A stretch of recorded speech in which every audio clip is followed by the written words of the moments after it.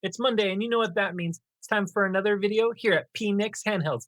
And this week, I have a device that 6 months ago I called a premium powerhouse that justified its up to $500 price tag. And that is, of course, the AYN Odin 2 portal. But here's the thing, in the world of handheld gaming, 6 months might as well be 6 years. With devices like the AYN Thor already undercutting it with its awesome dual screen performance, or the Retroid Pocket 6 about to come out and crush it on value, and even budget brands packing flagship specs, I have to ask, does the Odin 2 portal still hold up, or has it become yesterday's news? And for full clarification, yes, this is the device that I was going to record last Friday. However, I had the issue. So did I get it resolved, or is this a post-mortem video? Let's find out right after this.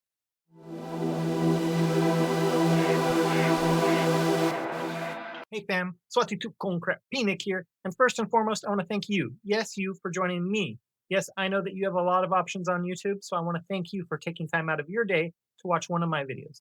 And yes, this is the device that I was going to create a video for on Friday, but I couldn't get it to do anything other than vibrate. So, have I been able to save it, or is this a post-mortem long-term review? Let's find out right now. Hey, all right, we got AYN. I couldn't get that last Friday, so that's a good sign. That means that we can actually carry on with this video review as a normal review. What I actually had to do, though, isn't what most people would want to do, but for full clarity, I want to be always honest with you guys. So what I had to do is I had to take off the back panel. There are 4 screws on the back, and then I had to use a guitar pick, pop off the back. There's a central plate right here with the fan attached to it, so I had to remove that. And then there's a back panel plate for the battery, so I had to remove that. Then I unplugged the battery panel ribbon, wait about 10 seconds, plug it back in, and do everything in reverse order, and then it started working. So that's a lot of work for an average person. Don't get me wrong, a lot of work for me too, because I am not Mr. DIY doing this all the time, but I'm glad I was able to get it done. And I'm glad it's working again for us today. So that said, first and foremost, I promised we'll do the 1,000 subscriber giveaway here. So let's go ahead and do that now. So you can see the wheel is spinning now, and I'll go ahead and select the next winner, and they are going to be, hey, congratulations, John. You can choose any of the accessories that I've mentioned before, which of course will be coffee mug, big desk mat like this, choosing your size, of course, or of course choose a flash drive that will have USB-A on one side and USB-C on the other side, and that will of course give you the full option of how you access your saved data on it. Or of course you can choose the AYN mouse pad that was on the cover of last week's video. It's all up to you. And moving forward, as per a suggestion, we'll do these on the live streams every Wednesday that there is one to qualify for, which that means this Wednesday we'll have the 2,000 member giveaway. The following Wednesday we'll have the 3,000, and now that we're over 4,000, we'll have that the following week, and so on, as long as we continue to be eligible for them. Now, one thing I want to ask you guys, do you want to continue to qualify for the member giveaway by subscribing to the channel and subscribing to my blog, or do you want me to create a Discord server where you can subscribe to the YouTube channel and subscribe to the Discord server, and then let me know in a direct message which is your username on YouTube, so that way I can, of course, verify your subscription and qualify you for the member giveaways. Let me know. Like I say right now, you subscribe on the website and you subscribe on YouTube, and then I verify that way. But I can also create a Discord server if it's easier for everyone to have the Discord server. Plus, that would give us an open arena for conversation and create a great community. So let me know what you guys are thinking. That said, for those of you that are new here or need a refresher, let me quickly break down how I do my reviews. I evaluate devices across 7 categories, and those categories are the unboxing experience, internals, first impressions, ease of use, customizability, controls, and value. Each category is scored 0 out of 69 points, and at the end, we average everything to the nearest whole number to give you the final score. Today's video is a bit different though, of course, because this is a retrospective review after about 6 months, as this is the second device that I ever reviewed. And I'm going to go back to the same criteria that I used 6 months ago and see how the AYN Odin 2 portal has fared over the past 6 months, and whether I feel the same way about it.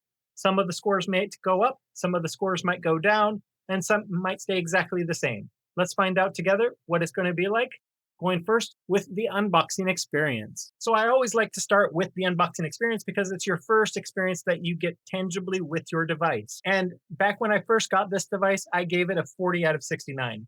It was slightly above average because AYN went with a pull-out drawer rather than a pull-top lid like a lot of other companies do, which made it feel a bit more premium. But here's the problem. For a device that costs $500, as I have the top of the line Max Edition, the box only came with the device itself and a charging cable. That's it. No protective cases, no extra accessories, nothing. Considering that 34 is the middle of the road in my rating system, I still feel that 40 is about right. Sure, the drawer style packaging was a nice touch, but they could have really pulled off a better experience by including something extra, a case, some thumb grips, a screen protector, anything to make it feel like I was getting my money's worth out of the box. That said, of course, we all kind of look at a device and want to know how powerful it is. And that's why we go over internals next. The AYN Odin 2 portal is powered by this Qualcomm Snapdragon 8 Gen 2 processor built on a 4 nanometer processor paired with an Adreno 740 GPU. Let's break down the different configurations that you can buy. So you get the base model, which gives you 8 gigabytes of LPDDR5X RAM with 128 gigabytes of UFS 4.0 storage. 4 gigabytes of RAM is actually sufficient for most Android gaming and emulation tasks. But the 128 gigabytes of storage fills up fast if you want to store your games locally, making it the weakest option overall. Then, of course, you have the Pro model with 12 gigabytes of RAM and 512 gigabytes of UFS 4.0 storage. This is the sweet spot for most people. It gives you the extra bandwidth, the 12 gigabytes of RAM, so you don't have to worry about any bottlenecks there. And the 512 gigabytes of internal storage gives you plenty of room for substantial game libraries without constantly managing your storage unless you're a nerd like me. And the third and final model that you could really get is the model that I have here today, which is the 16 gigabytes of RAM model with 1 terabyte of UFS storage. It's overkill for most users, no doubt about it, but the extra RAM, make sure that you have that extra bit of berth if you want to do any type of PC streaming, because again, you have that extra bandwidth, and that 1 terabyte of storage, again, unless you're a super nerd like me, is more than enough. So again, just depends on what your use case is. If you're new to it, maybe go with the Pro model. If you know you have a large ROM collection and you also want to do a lot of PS3 games and the secret console gaming, of course, then go with the 1 terabyte of storage or get the Pro model and get a micro SD card and try balancing it out, depending on your personal preferences. Now, across the board, the device does include this gorgeous 7-inch 1080p OLED display that can go up to 120 hertz with an 8,000 milliamp hour battery and up to 27 watt fast charging. And I have verified I can get 27 watt fast charging out of this device without any issues. It does come with Wi-Fi 7 if you have a router that supports that, along with Bluetooth 5.3. The USB-C does include DisplayPort support out, so you can definitely do USB-A to HDMI out and run it to your TV and consoleize your device. And as I mentioned a moment ago, there is a micro SD card slot, and it is expandable storage along with active cooling. So you get a little of everything with this device all in one, even if you get the most basic of models. Looking back, I gave this a 55 out of 69 6 months ago. And honestly, I think I underappreciated just how powerful the spec sheet really is. The Snapdragon 8 Gen 2 remains a top 5, top tier Android gaming processor, capable of handling PSP, GameCube, PS2, and even some secret console and PS3 emulation. The OLED display at 120 hertz is still stunning, and the 8,000 milliamp hour battery provides legitimate all-day gaming unless you're trying to play Switch or PS3. So that said, I have to give it a 60 out of 69 in hindsight. Now let's rewind back to the first few moments with this device and talk about first impressions next. This is a big handheld. There's no way around it. At 25.7 centimeters wide by 9.86 centimeters tall and 1.6 centimeters deep, it's quite large. And at 415 grams, it's got presence. But what really grabs your attention is the gorgeous 7-inch OLED panel in the middle. Even now, 6 months later, turning this thing on still gets an ooh and ah reaction from people that are seeing it for the very first time. Does it have the best ergonomics out of the box? No, not quite. But it's genuinely one of the best of the year in my opinion. Now, I personally prefer parallel sticks like a PlayStation controller has. However, as you can see, this has offset sticks like an Xbox controller, where the sticks are not directly parallel to each other on the same line. But here's what AYN did right. Rather than making them be parallel like the AYN Thor and the AYN Pocket DS that I've been reviewing, they're at least offset, giving you that inward feel for the bottom buttons to give you distinctiveness between the two, and that's definitely my preference. And those speakers, still some of the very best, if not the best, that I've heard on a handheld this year. They're loud and clear and don't distort at the max volume, which really surprises me. The only thing they're missing is a bit of a punch from bass, but every handheld is missing a little bit of a thump from bass. Let's be perfectly honest. 6 months ago, I gave this a 65 out of 69, and I was absolutely blown away. And you know what? The first impressions are still there. That big, bold body, fantastic OLED, those well spaced controls, but maybe it's not quite as close to perfect as I thought. I've used a lot more devices since then, and while it's still top tier without a doubt, it's not quite 65 to me. So I'm going to drop it down slightly to give it a 63 out of 69. Now that we've discussed first impressions, let's get to ease of use. And that's because this is where my perspective has probably shifted the most. And back then I gave it a 57 out of 69 because Android felt pretty straightforward overall, and AYN does give us some helpful inclusions like a key mapper for Android games. But here's the thing. 6 months ago, I didn't have the same amount of experience with all of the different operating system and firmware options that I do now. I've spent a significant amount of time on my ROG Ally X using full SteamOS and various custom Linux-based firmware options by the likes of Anbernic and TrimUI. And they're just easier to use than Android or Windows-based handhelds.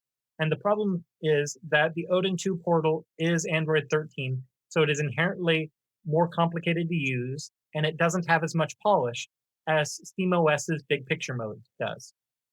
Now, I've tried various devices, but for full clarity, I haven't tried the new version of Windows, so I can't say if this is any more difficult or is easier than it is now. But from what I understand, it's still requiring some polish. And the Odin 2 portal requires more tinkering, more app management, and more troubleshooting than I normally gave it credit for. It's not bad by any means, but it's still not as plug and play as I once thought. So I have to dock a few points off and drop it from 57 down to 52 out of 69. As we continue to dig deep, it's great to jump into my favorite category next, and that's customizability. And the Odin 2 portal is absolutely delivering here. As I thought back then, it's even more so now. AYN themselves offer official replacement parts like new analog sticks, face buttons, and ergonomic grips. They also sell docking stations so you can charge your device and add functionality like USB-A ports and HDMI out, all with a single dock. But the real magic happens in the community. Head over to Etsy and you'll find multiple creators offering PlayStation-themed face buttons, custom grips, decorative skins, and so much more. You can also grab aftermarket cases and tempered glass screen protectors, and even AYN branded accessories on AliExpress for a fraction of the original price. Whether you want to theme it like a PlayStation, give it a cyberpunk aesthetic, or just add some practical accessories for better grip and protection, you can absolutely make this device your own. 6 months ago, I thought I was being generous by giving it a 63 out of 69, but honestly, I was right to be high on this. The customization scene has only gotten better, and I feel completely justified in putting this at the high score that I've given any device on any category at a 68 out of 69. So customizing a device is all good and all because we're making it our own, but a device must stand on its own on its controls. And that's where 6 months ago I gave it a 59 out of 69. Let me walk you through them top to bottom to see if the score still holds up. Well, to be honest, our bumpers and triggers on the top, still some of the best on the market. Great range of motion. I can't complain about that. Not too clicky, a little clicky, but again, not anything that's going to wake up a significant other next to you. Flip it around the back, and you've got customized M1 and M2 buttons if you really want to use the macro buttons. They feel good whenever I press on them. I can't deny it. A little clicky, but here's my confession. I've never actually used them, not once in 6 months. So I can't honestly tell you how they work in practice because I just don't map games to back buttons. It's just not my style. Coming back around the front, you have the start and select buttons on the top, and they're a bit loud and clicky, but they're in good locations, so you don't accidentally press them. The analog sticks are Hall effect, which means that they're highly accurate and won't develop drift over time, and they feel precise and smooth to use, which is exactly what you want in your analog sticks. Now, here's where things get loud. The face buttons, these are the loudest buttons on the entire device, and I'm not exaggerating when I say it. I can promise you that my wife did wake up more than once when I played with this in bed using the face buttons. The D-pad, good and quiet. Face button, not so much. So, depends on what game you're playing and where you're playing it, whether the clicky face buttons is going to get to you. And finally, we go to the home and back buttons. And they're just like the start and select buttons. They're a little bit clicky, but they're in a good location so you don't accidentally click them. And you're going to be so infrequently using them, I wouldn't worry about them being a little bit clicky. Here's the reality though. I've tested better controls this year. Ironically, AYN outdid themselves with the Thor's controls. They are absolutely so much quieter that it blew my mind when I started to use them. The competition has gotten stiffer as well. While these controls are still solid, to me they're not quite 59 anymore. So I'm going to have to drop them down to a 57 out of 69. And now we arrive at the category that might hurt the most, and that's value. When this device launched, AYN was asking $329 for its base model and up to $499 for the max model. And let's be real here. If you absolutely must have a 7-inch Android handheld, and you must have an OLED display, and you must have a top 5 SoC, there's value to be had here. Because this Snapdragon 8 Gen 2 is still a top 5 SoC available. This OLED panel still is fantastic. And 7 inches is that sweet spot for these big screen devices. And you can, of course, play PS2 titles, some Switch, some PS3, without any issue. Not all of them, but a decent selection. And from that perspective, you could be going much worse than this. But here's the problem. The market has moved on. Even the brand new Thor, also made by AYN, uses the same Snapdragon 8 Gen 2 configuration, but starts at $300. Yes, it may feature a 6-inch OLED panel rather than a 7-inch panel, but you also get a 3.92-inch secondary OLED panel, giving you more versatility, and it's a clamshell design that makes it actually pocketable. Plus, as I mentioned, the Thor has quieter controls, so if you absolutely must play in bed next to a significant other, the Thor is going to give you more value because, again, you won't be waking that significant other regardless of what buttons you're pressing. And then you've got Retroid. The folks over there have started taking pre-orders for the Retroid Pocket 6. That ships in early 2026. The same Snapdragon 8 Gen 2 SoC starting at $210, topping at $260 right now if you pre-order. Yes, it has a 5.5-inch OLED display rather than a 7-inch, but that's still a massive price difference for essentially the same gaming performance.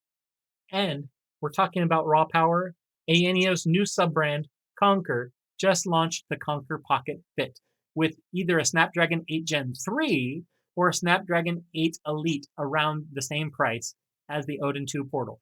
Sure, it has a 6-inch IPS LCD instead of an OLED panel, but those are some seriously powerful chips that blow the 8 Gen 2 out of the water. All of this has an effect on the value calculation on my end. 6 months ago, this device had the market more or less to itself in this price range.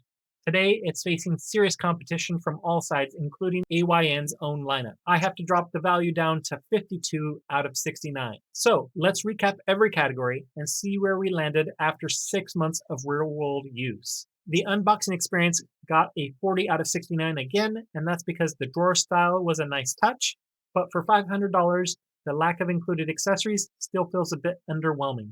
No case, no extras, just the device and the cable. And the internals went from a 55 to a 60, and that's because I underappreciated how strong this spec sheet really is. The Snapdragon 8 Gen 2 with a 120Hz OLED panel, an 8,000 milliamp hour battery, all of those connectivity options are still premium. This hardware absolutely holds up. And for first impressions, the score dropped from a 65 down to a 63. That OLED panel still wows people, and the ergonomics are surprisingly great, especially with the grip case that I'm using in this review.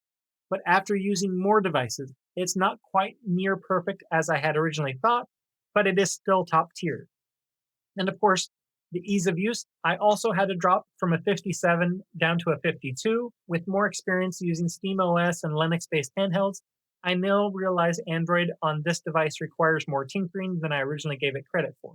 It's not bad by any means, but it's not as seamless as some of its competition. Now, my favorite category, as always, is customizability, and that went from a 63 up to a 68, nearly perfect. And that's because the customization scene has only gotten better over 6 months. Official parts, community mods, Etsy accessories, you can make this device your own in so many different ways. And as far as controls go, it did drop slightly from a 59 down to a 57, and that's because those space buttons are still too loud. While the Hall effect sticks are still great, I've used better overall control layouts this year, and the AYN Thor has so much quieter face buttons. I just hope that all future AYN devices use those quiet face buttons. It's still good, it's just not quite as competitive as it was back 6 months ago. And for value, when it launched, this thing had its mid market category all to itself. Now the Thor undercuts it. The Retroid Pocket 6 will be crushing it in price when it launches, and new devices power even more powerful hardware.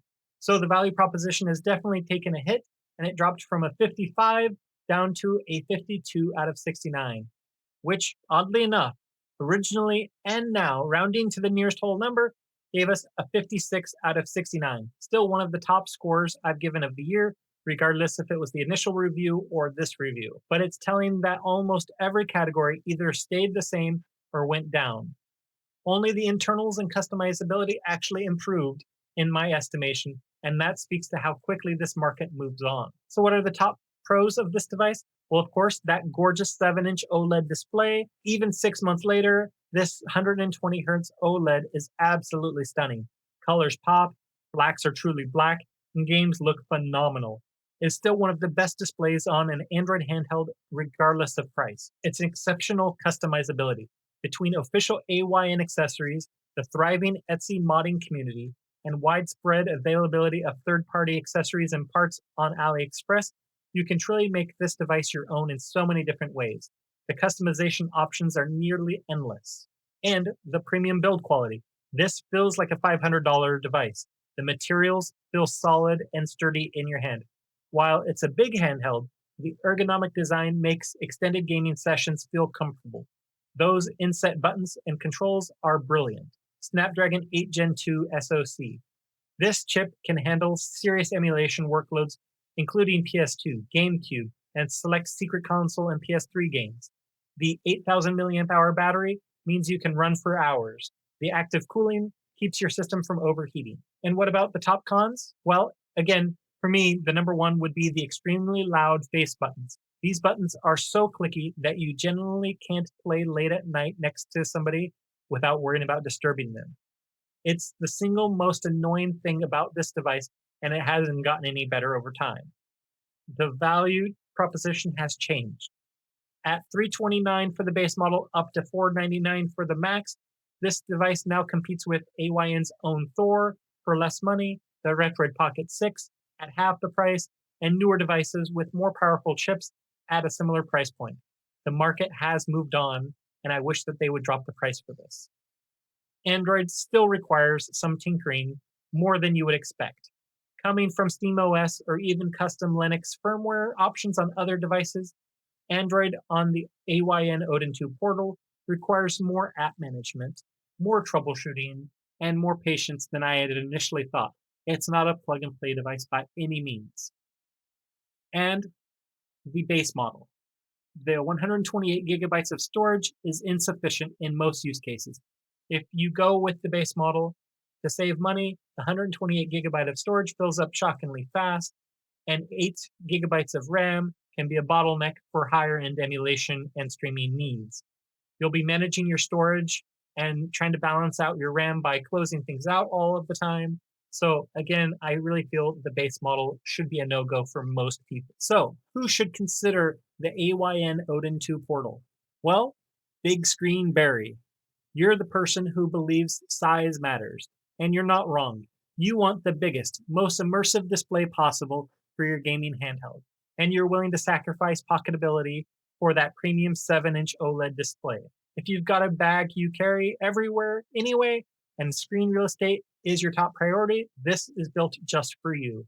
And Tinkerer Tim, you're Tinkerer Tim. If you love customizing your devices, swapping out parts, installing custom themes, ordering unique accessories from Etsy, they're your idea of fun. The Odin 2 portal is incredibly customizable. As far as its ecosystem, it's perfect for someone who wants their handheld to be a reflection of their own personal style and who enjoys the journey of making the device their own, i.e., I'm a Tinkerer Tim. That said, who should skip the Odin 2 portal? Well, first would be budget conscious Beth. You want premium performance, but you're watching your wallet carefully.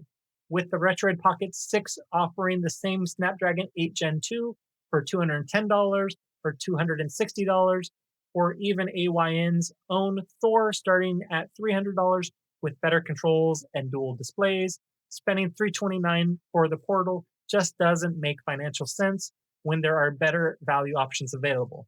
And late night Larry. You do most of your gaming late at night in bed or on the couch while others are next to you. Those face buttons are genuinely loud enough, and if you value peaceful coexistence with your family or roommates, this will drive you and them crazy. So let me take us back to that question that I asked at the very beginning. Does the AYN Odin 2 portal still hold up 6 months later, or has it become yesterday's news? And the honest answer is that it's complicated. The device itself hasn't gotten worse. That OLED panel is still gorgeous. The build quality is still premium, and the specs are still powerful. If I had never used anything else and you handed this to me today for the first time, I'd probably be blown away. But that's not how the tech world works. The Odin 2 portal isn't competing against itself from 6 months ago. It's competing against everything that's launched since then and will be launching soon. The AYN Thor offers better, i.e., quieter controls and more versatility for less money. The Retroid Pocket 6 provides the same gaming power for literally half the price. And newer devices like ANEO and AYN also are coming with more powerful chips at similar price points. So is it yesterday's news? Not quite, but it's definitely not tomorrow's news either. It's a solid device that's been overtaken by a market that moves way too fast. If you already own one, you probably love it and shouldn't feel bad about that by any means. But if you're buying it today, there are better options out there. And that's it for this 6-month retrospective long-term review of the AYN Odin 2 portal. If you found this helpful, please hit the like button. It really helps my channel grow. And if you haven't subscribed yet, consider clicking the subscribe button so you don't miss future reviews and retrospectives like this one, as well as opportunities to participate in subscriber giveaways. Remember, let me know down in the comment section below. Are you team subscribe on YouTube and subscribe on pnix-handhelds.com, or are you team subscribe on YouTube and sign up for PNix Discord server that I haven't set up yet for member giveaways? And remember, I'll be doing member giveaways on Wednesday live streams. And I'd also love to hear your thoughts. Do you own an Odin 2 portal? Do you agree with these updated scores? What device do you think I should revisit for a retrospective next? Let me know down below. And thanks again for watching this video. And until next time, this has been PNix.